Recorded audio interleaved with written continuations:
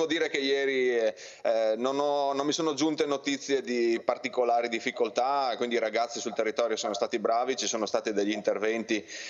dovuti chiaramente all'alta affluenza di persone sui nostri litorali, ma tutto nella norma, diciamo, quindi direi che è stato un buon Ferragosto, un Ferragosto caldo, c'è stato qualche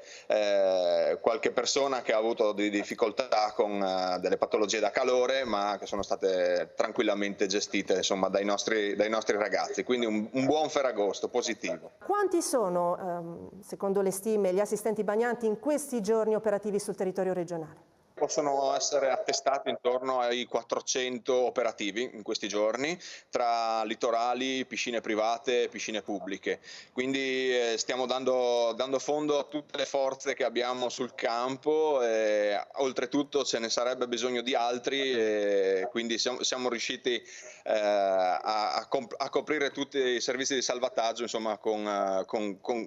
giusti, ecco, diciamo così.